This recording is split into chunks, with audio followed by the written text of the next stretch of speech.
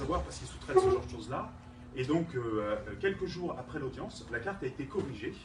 Et comme vous pouvez le constater, elle a mis un sérieux coup de ciseau dans la carte pour revenir à quelque chose d'un peu plus logique.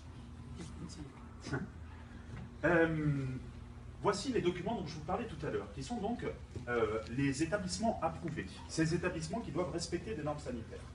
Ces listes-là, ce sont des listes que vous trouvez sur le site de l'Union européenne. Ces listes-là sont mises à disposition des autorités douanières des États membres pour s'assurer qu'il y a bien le numéro d'agrément quand le produit arrive sur le territoire de l'Union européenne. Donc, est-ce qu'il vient d'un établissement qui est agréé? C'est-à-dire qu'on peut prendre son produit, est-ce qu'il est sûr? Ce qui est intéressant, c'est que vous avez les numéros d'agrément. Ici, ce sont les établissements de transformation, c'est-à-dire ceux qui transforment le poisson, mais on aurait pu en prendre d'autres. Et comme vous pouvez le voir, le pays, c'est le Maroc. Les villes, par contre, ce sont des villes sahraouies. Laayoune, et il y a encore d'autres listes, vous verrez plus tard. Et après, l'autre élément qui est important, c'est la région.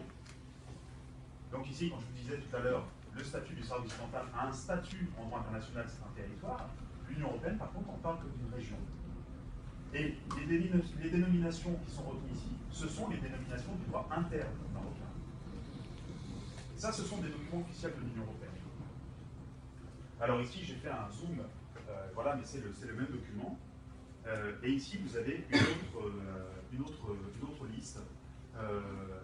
Alors, pour vous donner une ordre de grandeur, il y a à peu près 140 établissements approuvés par le Maroc qui se situent dans le territoire du service mental. Ça correspond à peu près à un tiers des établissements approuvés pour tout le Maroc. Donc c'est vraiment une industrialisation de la question. Ces éléments-là, pour nous, sont importants parce que, comme je vous l'ai expliqué, il faut arriver à démontrer qu'il y a des exportations qui ont lieu. Donc on produit ces photos, on produit les photos des melons charentais et d'Arla, et on produit aussi les listes. Maintenant, on vient sur le terrain de la procédure.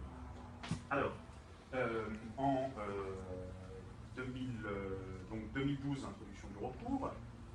Décembre 2015, décision du tribunal. Et le tribunal décide plusieurs choses. Je vais un petit peu vite. D'abord, il reconnaît que le Fonds Polisario peut rester en justice. On peut en discuter, mais ce n'était pas si évident que ça.